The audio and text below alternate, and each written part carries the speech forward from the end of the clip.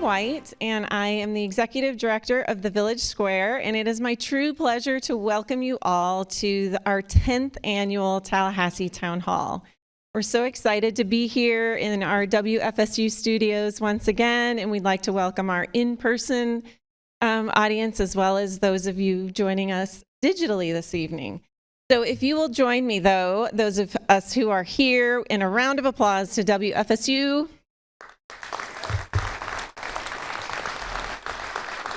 Thank you. They are wonderful partners in this program, and it's a lot to pull this off, so we appreciate them very much and all the different ways that you're able to be involved this evening that Kim is going to tell you all about in just a moment.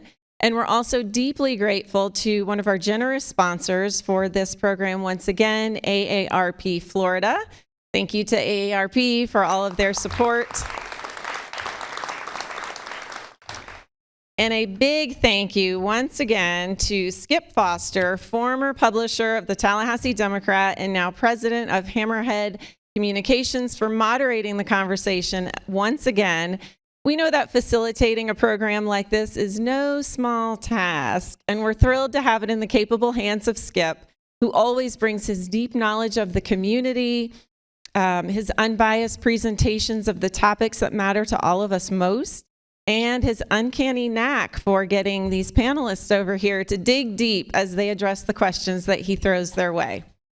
So speaking of questions, we'd like to invite all of you, both whether you're here in the studio with us or joining us digitally, to ask your questions. If you are here in person, you'll see audience question sheets around the room, so feel free to go ahead and write your question down. And if you hold it in the air anytime throughout the program, one of our volunteers will come around and pick it up for you. And if you're live on Zoom with us, you can enter your question in the Q&A box on there, and someone's monitoring that as well, and we'll get them to Skip, and we'll do our best to address as many questions as time allows tonight. And one final important note about honoring the Village Square way this evening. So to help keep us all on our most civil behavior, we have two simple asks of our audience and our panelists tonight. Number one is simply to resist the urge for team clapping. So obviously that goes for all of you here in the audience with us. That's basically when a panelist says something that really moves you or you really agree with, you have the urge to clap. But we ask you to resist the urge and, just clap quietly to yourself.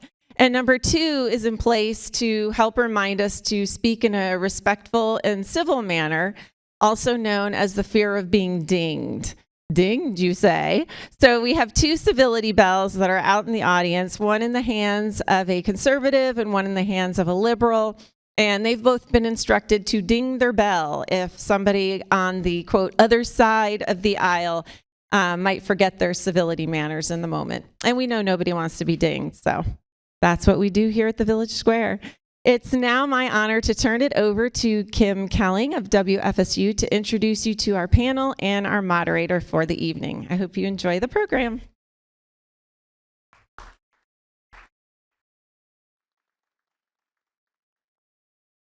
Someone's a little taller than me. Thank you, Christine. I'm Kim Kelling. I'm a Leadership Tallahassee alum, class 28, woohoo. I'm the Director of Content and Community Partnerships here at WFSU Public Media, and I'd like to welcome you to the annual Tallahassee Town Hall. Tonight's program is brought to you as a collaboration by the Village Square, the City of Tallahassee, Leon County, the Tallahassee Democrat, Leadership Tallahassee, and WFSU. All Leon County and City of Tallahassee Commissioners were invited to participate in tonight's program, and we appreciate those who are able to be here with us this evening. If you're watching us online tonight, you can follow and participate in the discussion on Twitter with the hashtag #T VSQ. For those who want to share tonight's conversation with friends, the program will be archived at WFSU.org, and it will also be broadcast on WFSU TV April 28th at 7:30 p.m. and on WFSU FM 88.9 this Friday night at 7 p.m.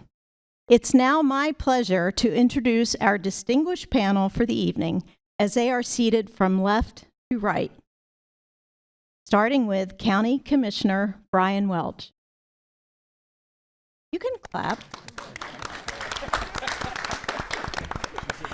City Commissioner Jeremy Matlow. County Commissioner Carolyn Cummings. We're anticipating Vice Chairman of the Leon County Commission, Nick Maddox. He's caught in traffic. That's what I'm going to say. Mayor John Dailey. County Commissioner Kristin Dozier. City Commissioner Curtis Richardson. County Commissioner Rick Minor. And City Commissioner Dianne Williams-Cox. And Commissioner Nick Maddox has just arrived, so come on and grab a seat here. We won't start the questions without you.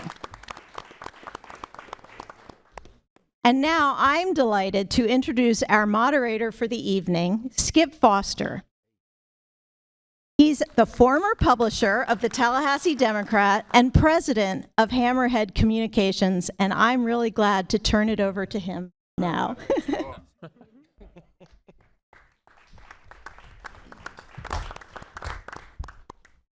Yeah, I hear you. Okay, so my name is Skip Foster. I don't need that because I've got. I spent 30 years in the newspaper business. Not anymore. I'm now in PR and crisis consulting, as they mentioned, with Hammerhead Communications. I advocate for clients and advise them on a range of issues. Those clients locally have included Tallahassee Memorial Healthcare, the Greater Tallahassee Chamber, and regionally the Early Learning Coalition of the Emerald Coast, among others. Tonight, I'm representing my favorite client, and that is the Village Square, which means I will be advocating and modeling that organization's commitment to civil, constructive discourse. While with the Democrat, the Village Square totally delegated to me the creation of a list of questions. They did that again this year, but I asked the Village Square to vet them this year just to make sure that it was in keeping with the Village Square's mission and standard, which is so dear to my heart. So that's enough about me. We have a special treat before we get to the forum itself. I'd like to welcome our Leon County Supervisor of Elections, Mark Earley, to provide us with some brief highlights on important dates and process changes in our upcoming local elections. Please welcome Mark. Yep.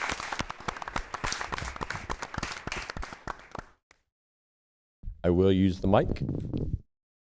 Thanks, Skip. Always a pleasure to be working with you. I'd like also to thank the Tallahassee Town Hall for the opportunity to speak and all the sponsors that are making this possible. As Skip said, I'm here with a very brief introduction to the key dates and some of the new changes to election law that will be affecting voters and candidates through the 2022 election cycle. So first for the candidates, qualifying is well nigh upon us. If you're a judicial type candidate, a state attorney, those things, next Monday is the beginning of qualifying, noon of the 25th through noon of the 29th. All other candidates for qualifying, whether you're going through petitions or what have you, you're not on the ballot until you get to my office and qualify if you're a local candidate, and that's noon of June 13th through noon of June 17th. Now for the voters. The main dates. Election day for the primary is August 23rd. Preliminary to that, that's a primary election, which is a party-based type of election. So the voter registration deadline as well as the party change deadline to determine whose ballot you get to vote on is July 25th. So if you are gearing your choices towards one party or another and you want to have a say in the primary, make sure you get those changes done by July 25th. Early voting in Leon County, and this varies by county.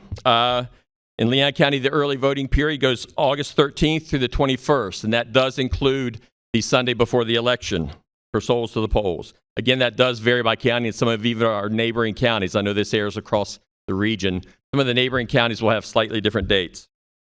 The vote by mail request deadline, That's if you want to vote by mail. It's 10 days out from the election, so that's August 13th.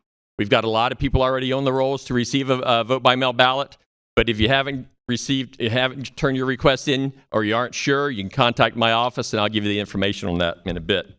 The general election, it's got some similar deadlines. The voter registration deadline is October 11th. Early voting runs essentially for 14 days. That's October 24th through November 6th. Again, that includes the Sunday prior to the election. And the vote by mail request deadline for that is October 29th, with the election day on November 8th. So now I'm sure everyone has heard in the news all of the election law changes and potential changes. There's been a lot of angst about that and a lot of court cases. I've had many depositions and declarations and testimonies in those.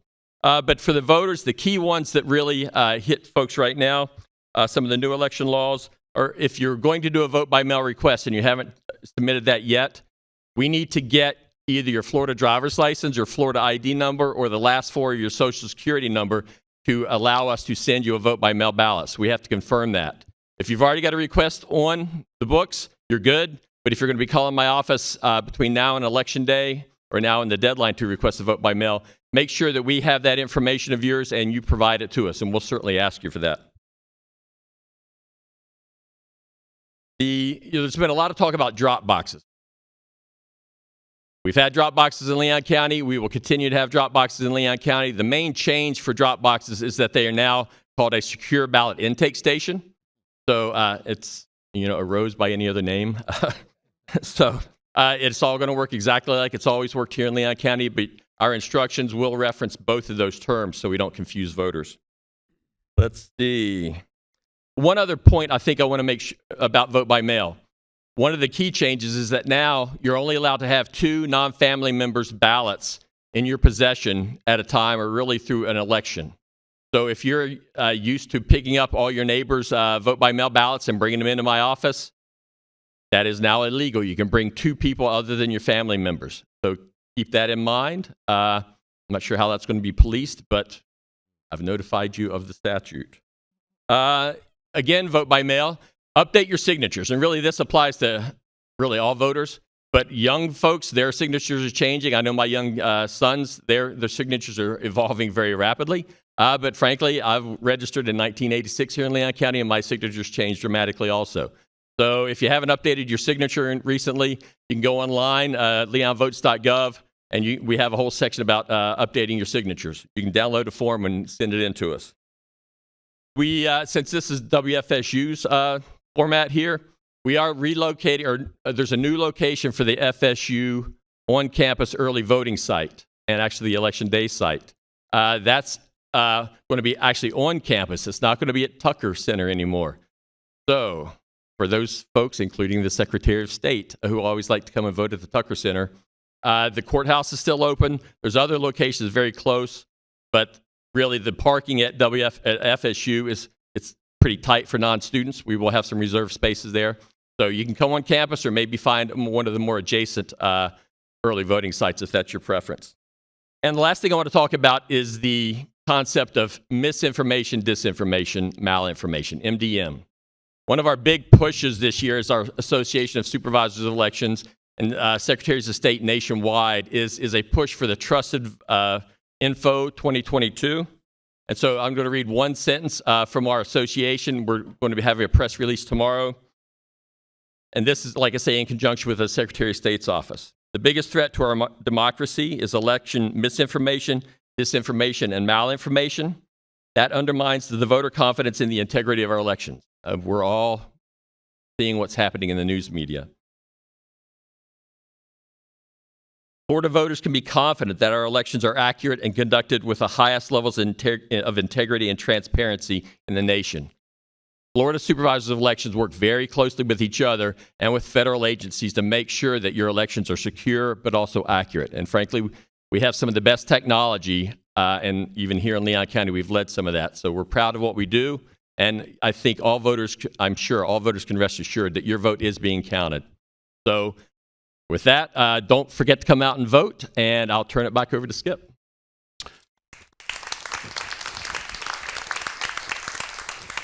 Thank you very much, Mark. Before we get started, you made a disclosure that I was unaware of, that the Chamber of Commerce was one of your clients.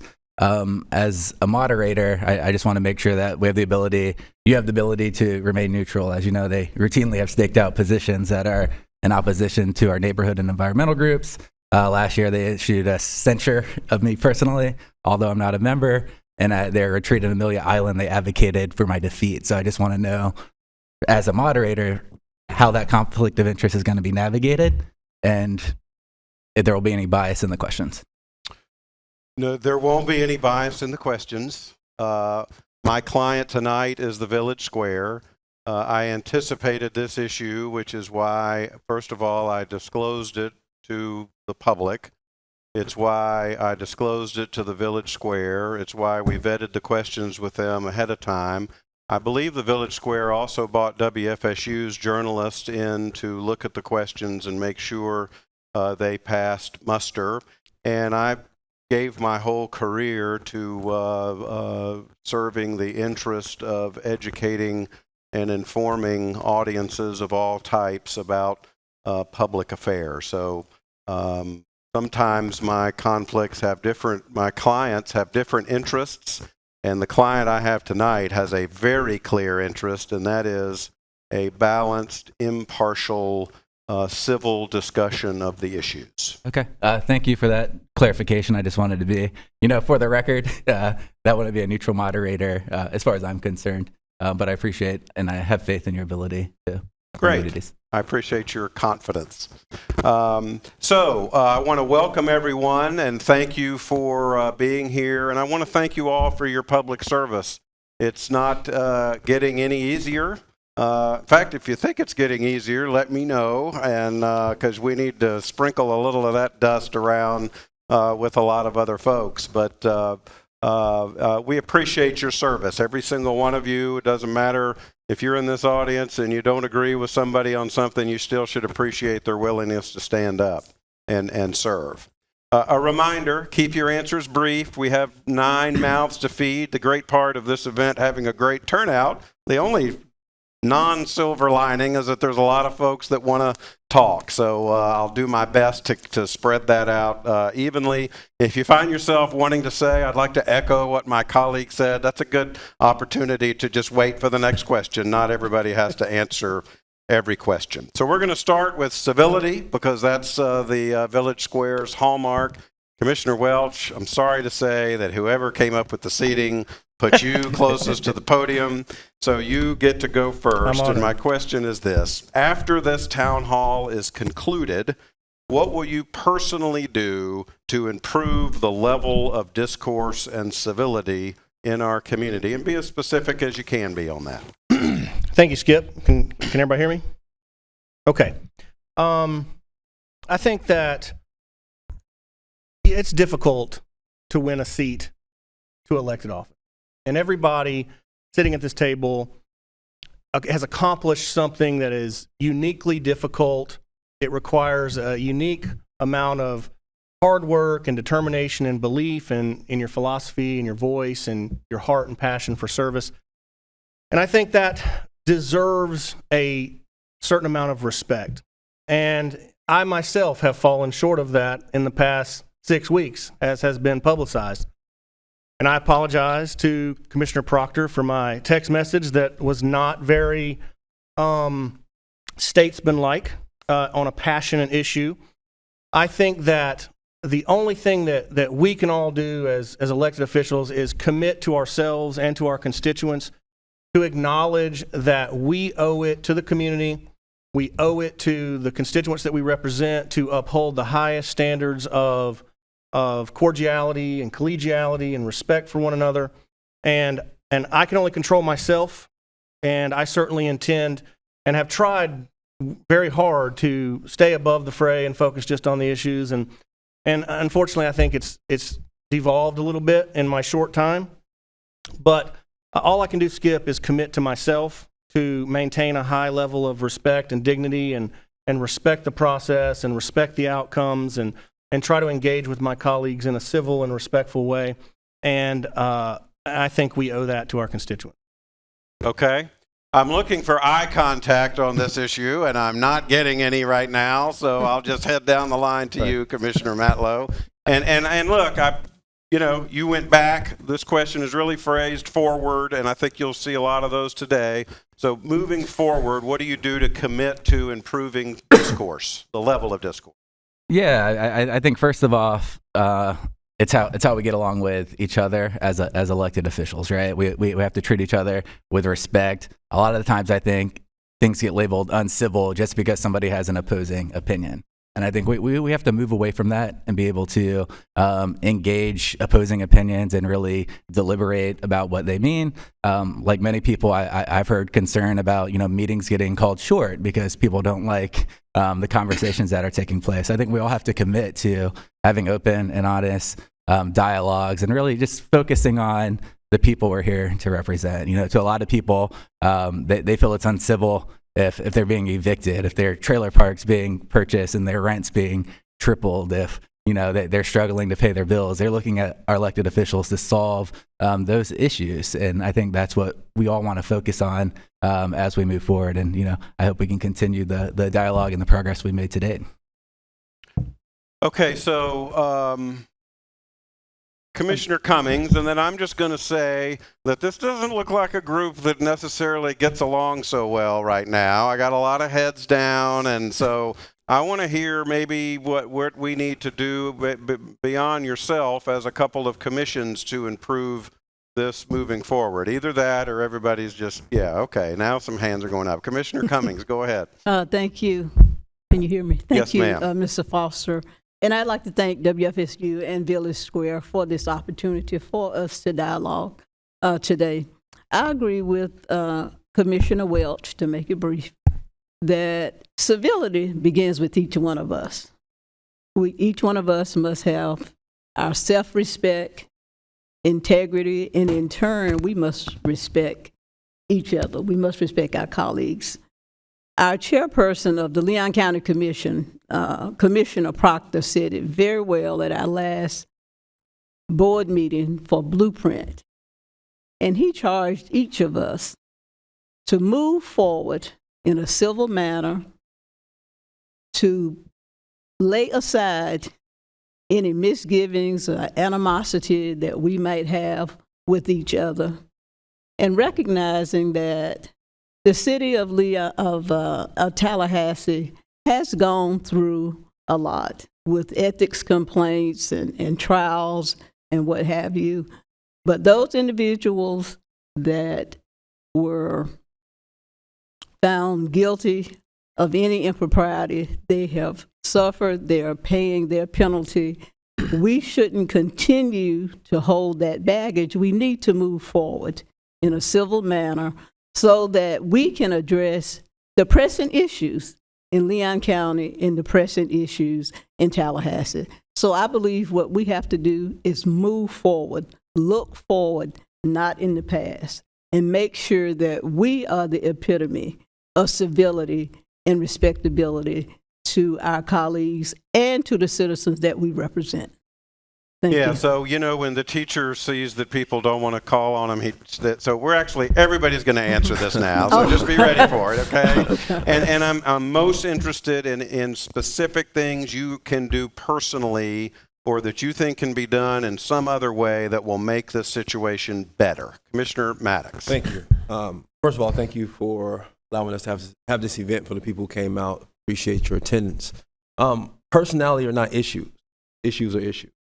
And I think sometimes when we have these kind of spit spats and there's differences in opinion, we get caught up in the personality traits of each other and the way we articulate ourselves instead of focusing on the issue. Everything that each one of us has to say is valuable to the issues that we're speaking on. We're all charged with to be educated in the issues that we study each and every day. And so, though we may not agree on things, there's a different point of view that, let's say, a commissioner, Nick Maddox, may have from another commissioner. But my point of view is my point of view. And so we can agree to disagree, be statesmen about it, and move on.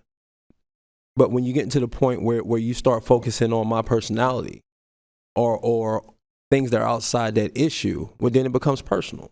It's not about improving the community. It's not about improving how we do things. It's not about making things better. It's about me.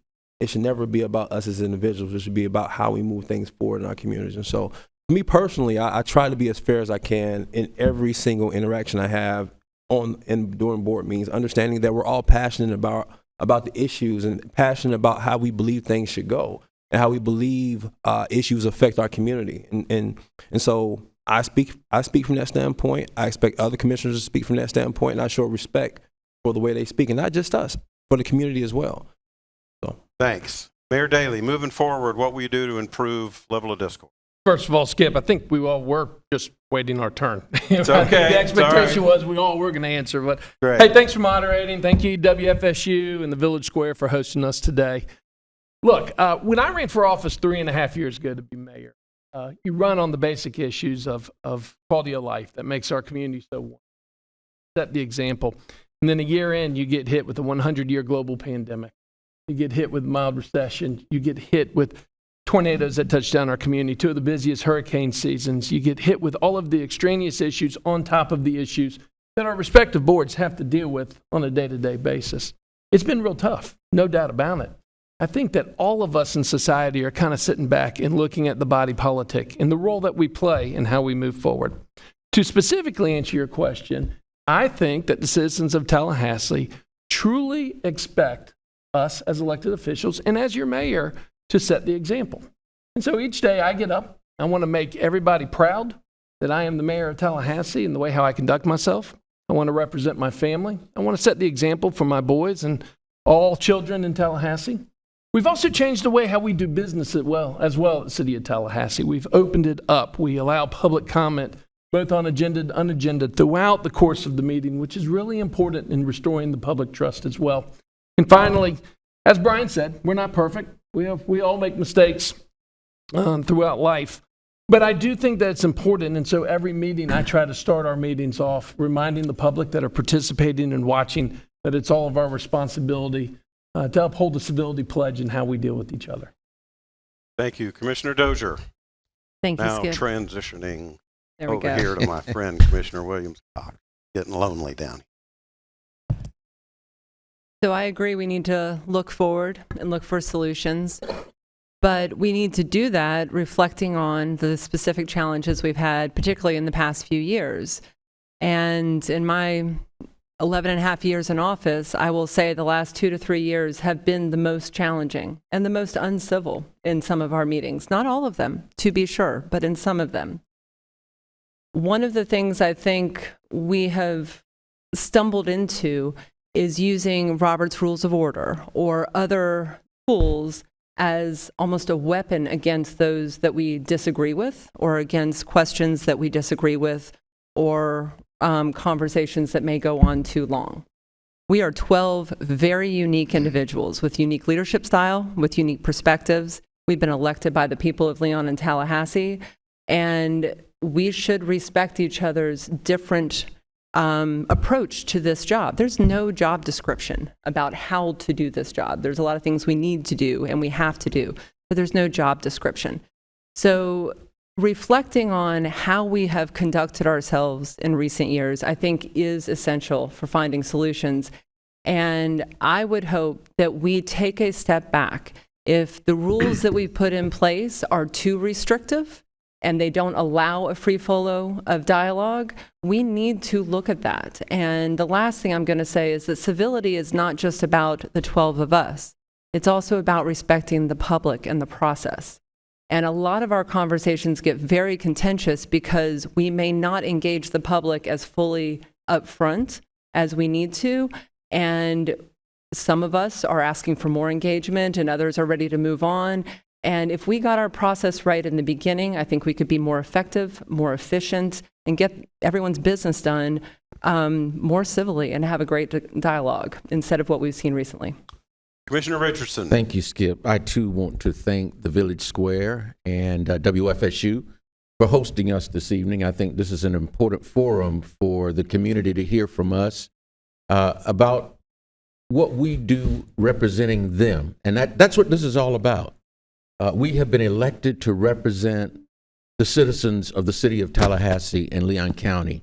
They expect us to be civil. I have prided myself in the almost 24 years that I have served in public office of being civil with those individuals that I've had the great fortune to work with, Democrat, Republican, conservative, liberal, because I respect them and their positions, and I expect them to respect me and my position in representing the citizens of Tallahassee and Leon County. What they expect from us is for us to focus on the issues that are important to them. Issues like violent crime in our community, the housing crisis that we're facing, job creation, education in our community.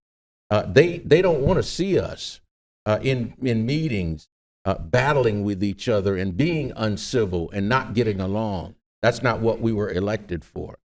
I have tried in my time in office to visit communities throughout this city and county, to hear their issues, to know what their concerns are, and taking that information and working with my colleagues to come up with the best options available for our community. And that has always involved the community, regardless of where an individual lives in this all-America city that Tallahassee has twice been named.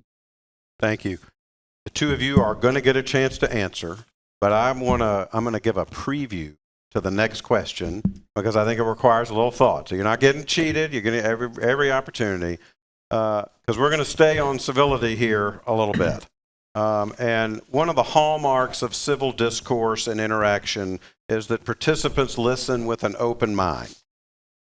The question is going to be, after Commissioners Minor and Williams-Cox catch up with us here, tell us about a specific time you changed your mind on something. Doesn't have to be a public policy issue, but could be. And walk us through that process. A time someone turned you on an issue or really anything in your life, and you took information and changed your mind. Okay, back to the question on the table for Commissioner Minor is, what are you going to do to improve the civil discourse in our community? Thank you, Skip, very much. And thanks again to WFSU and to Village Square for the forum. This is very helpful for the community. I started working on public policy about 20 years ago. And I can say I've never seen the divisiveness in this country at the fever pitch that it is today. It's the worst I've ever seen it. Just the anger, the vitriol. You've all seen it. We all feel it, right? And that spills down to local government as well. And we're human beings. And so I think we've been affected by it too. So civility, I think, has been challenged by all of us, and you've seen it. What we need to do, all of us, is stay focused on the issues, not the tribes. We need to seek out the facts, the truth, and first and foremost, we need to listen to the people that we work for. We need to think less of the idea. We need to think less of where the idea originates from, and think more about the merits of the idea. The more that we can all do that, I know we all agree with that, but the more that we can focus on that, focus on the issues, not the tribes, that tends to minimize the vitriol and the divisiveness and the destructive nature of some of the work that we're faced with. On some of the big issues especially, if you dive into what the pros and the cons are, talk with constituents, talk about different perspectives, try to gain as many different sides of an issue as you can, listen very carefully, and focus on that, as opposed to where the idea came from, who said what about this, who you're siding with on this. If we focus on the issues, I think that's the gateway toward us minimizing the vitriol that we've seen. Thank you, Skip. Commissioner Williams-Cox, is there anything original left to say on this question? Can you please repeat the question?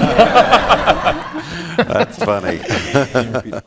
I think I heard the question to be what would I plan to do going forward. I'm not interested in going backwards, and what I will do going forward is the lesson that I learned in Sunday school: treat others like you want to be treated. I think that if we keep that in mind, we will be okay. I'm not going to give a long, elaborate answer. The public does not want a long, elaborate answer. They want action. Not a lot of talk. They want action. And I'm about that. So I'm going to going forward, I'm going to treat people like I want to be treated. And if I have offended anyone or if I offend anyone, I am big enough to say I apologize. But we've got to get back to the business of getting the work done and stop all of the talking. Folks need us to act. Thank you. And I don't think we'll have another one that all 9 answers. So I went against my thing there, but I just kind of moderator or whatever. So, okay. So who came up with a time in their life, a specific time when they were turned on something? First hand I see is Commissioner Dozier, then Commissioner Minor, then Welch, then Mayor Dailey. I'll never remember that order. Go ahead. Thank you, Skip. I'm going back a few years, but I went out to the neighborhood I grew up in, the McKissick Lane Co-op, this weekend, and this was actually an issue that a lot of folks in that area disagreed with me on. Many years ago, the county considered having universal waste and recycling collection, which would mean everybody in the unincorporated area has to have an account with our trash collector, which happens to be Waste Pro right now. And the numbers were right. The budget numbers were there. It would have spread out the cost for those of you who are paying that fee. You know, it kind of balances that out, and it might improve our recycling goals. There was a lot of good things there. We put the idea out, and immediately from folks like those at the co-op and others, it really got centered on neighborhood choice. This was not the right decision for every single household. And some neighborhoods in the unincorporated area would have to have a dumpster, other things. But really uniquely, some of them just love going to the rural waste collection sites. They love the staff that are there, and they want to. I used to do what we called the dump runs. Tony Parks, our former public works director, would hate that. He doesn't like me calling it the dump. But I used to do that with my dad and mom on the weekends. So I reflected on that, and it's not just about the cost. We found other ways to address those issues. We bumped up our education, and we gave people the choice. So sometimes it's not just about the numbers. We got to hear from the community, and that participatory process is really helpful. Thank you. Commissioner Minor. Thank you, Skip. Well, for me, the one that comes to mind first is probably the biggest issue we've had to deal with in the last while, which is the FSU stadium funding for DOKE from Blueprint funds. I don't know, for those of you who may not be aware, that's a joke, by the way.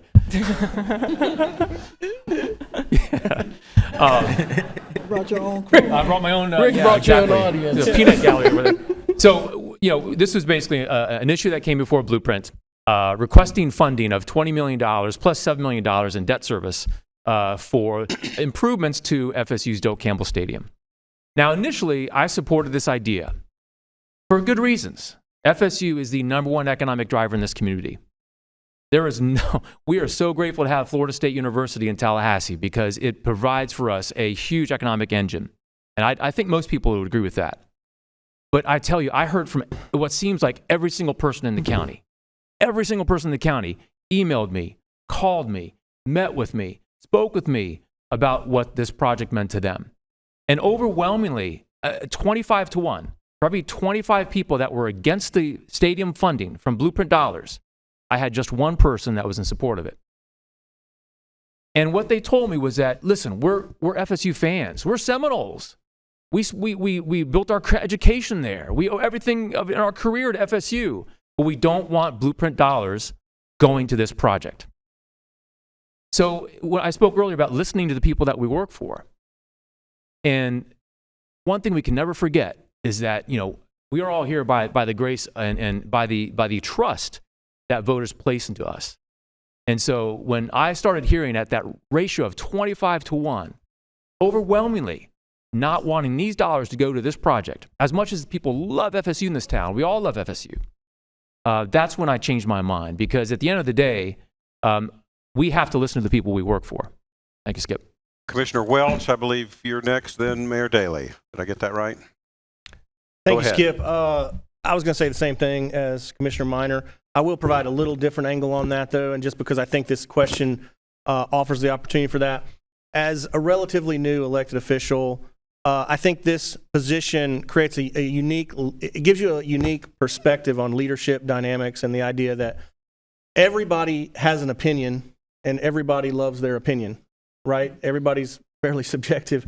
And something that has become glaringly obvious to me in my 15, 18 months is, our job is to take information that is objective from our staff's analysis, and to take all the input that we get from the community and the public and process that information and come to a conclusion that we think is in the best interest of the community. We have been entrusted with that task. And so I think that if we approach our jobs in that way, I think all of us have, at some point or another, have had a change of heart on an issue, whether it be an analysis or input or information or what we've learned. But I think the most salient example of that is the Doak Campbell vote. For me, I came to my change of heart a little sooner than Commissioner Minor did, and it was purely because the staff analysis sort of didn't support it, in my opinion. I, if you recall, was extremely enthusiastic about it when it was first presented to us by staff. The idea, I spoke glowingly of it. And then I saw the analysis. I took the analysis and I went and met with FSU. I went and met with their staff and toured around, and I saw the merits of what they were trying to do. But at the end of the day, without necessarily a ton of public input, it didn't make sense to me. I couldn't defend it as a decision. And so I changed my mind on that, not really knowing what the repercussions would be. And so I just think that's a good example of the idea that all of us, I would like to think, are in the business of taking all the information and trying to make an objective conclusion, a decision that we think benefits our communities and our constituents the most. Okay, we got a lot of ground to cover. Mayor Dailey, you're next, and then we're going to move on to the next thing. All right, Skip. I'll give you two, and I'm actually reaching back to my days on the county commission as well for both of them, because they both stand out so vividly in my mind. Number one, I will never forget the evening. I'm sure a lot of us won't forget the evening on the county commission when Mary Ann Lindley made that passionate speech about the gun show loophole, and that it was time to take a stand as a community and time to move forward. And I don't think it was that anybody was against moving forward with the gun show loophole, but she convinced us that the time was right then and there to move forward and begin the process. And I'll never forget listening to Commissioner Lindley going, she's right, and it's time to move forward with this. Number two, I'll never forget towards the end of my career, the Children's Services Council issue, where I'd always been a supporter, but again, not knowing exactly what the perfect timing is. And meeting with a group of citizens and reflecting back that at that particular time, we had a very small window of one meeting left be able to actually put it, I believe, on the ballot. My timing might not be completely accurate in the retelling of the story, but I think you get the picture that we had a very small window to be able to move forward. And I was very proud to champion the Children's Services Council as a county commissioner and carry it through and work with the citizens to pass it. I think that was a crucial time in our community as well. Okay, so one of the subjects on which local folks tend to struggle to maintain civil discourse is development, the balance between growth and our quality of life. And so my question is, what is your current assessment of the balance between growth and quality of life preservation, including protecting the environment in our community? Are we in balance or are we out of balance? And if we are out of balance, which way are we out of balance? Commissioner Richardson, you were about to get in on the last one. I'll give you a chance. You ready? Thank you, Skip. Okay, go ahead. Yeah, I have been a resident of the city of Tallahassee for 50 years now. I came here to go to school at Florida State University and decided that this is where I was going to make my home. We are the capital city of the third largest state in the nation. We are a city that not only needs to grow, but has to grow, because if we're not growing, we're dying. And so we have to make sure that we grow as a city, but that growth is balanced. Balanced by geography, balanced by what we have to take out. In order to do that, we value our environment. So at the same time that we're growing, we've got to protect our environment. That's one of the things that we cherish here in Tallahassee. And so that's, Skip, what I see is, and I think at this point we are reaching that balance in terms of how we're growing in Tallahassee. And I think we have shown that we have an interest in preserving our environment. We have one of the largest solar farms of any city at an airport in the world. That certainly shows our commitment to becoming carbon neutral by our goal date of 2050, and I hope that we'll reach that prior to 2050. And so I think that those are the kinds of things that we have to continue to look at as we grow as a city, maintaining that balance, not becoming an Orlando or a Tampa or a South Florida where the interstate becomes a parking lot at certain times. And I think we have been able to avoid those kinds of major issues. Okay, thank you, Commissioner. Commissioner Matlow. Thank you, Skip. I mean, I think we need to reset the balance. Right now, I think, what's happening with developers in our community is out of control. We've seen a huge influence on our local elections. We've seen questionable text messages of how people got elected that are pushing some of the most consequential developments in our community. We look at the Weelaunee, the annexation, adding that to the urban services area. Well, we saw that become a huge political issue. People were concerned about it. They wanted to weigh in on what the open space looked like. They wanted to know what forests were going to be protected, how the wildlife in the area was going to be protected. And instead of just slowing the process down and having an honest conversation of how we can work together, we saw it railroaded through during COVID, where the public wasn't able to participate. And then the final decision was made during a lame duck commission as new commissioners were coming in. So when I look broadly at what's happening right now, we need to hit the brakes. And then I think we need to step back and look at how we want our city to grow. Do we want to continue the 90s push for auto-centric development where we're just building roads and roads and roads and expanding? Or do we really want to look at our urban core and see how we can encourage more infill development, how we can actually work on transit that comes on time? And I think that's what a lot of people are saying. They're not against development. They're not against development in their backyard or their neighbors. People get labeled all these things. What they're just saying is, like, we want to be listened to. We can protect our environment. We can grow responsibly, but we can't continue to steamroll over the public as we do it. Okay, Commissioner Maddox, then Commissioner Dozier, and we are at the 9-minute mark, so let's we got a lot more ground I want to cover here. Thank you. I'll be brief. I think this is, Skip, one of the biggest issues that we have in our community that we'll tackle over the next 10 years. I think it affects every single other issue that we have, from crime to everything else.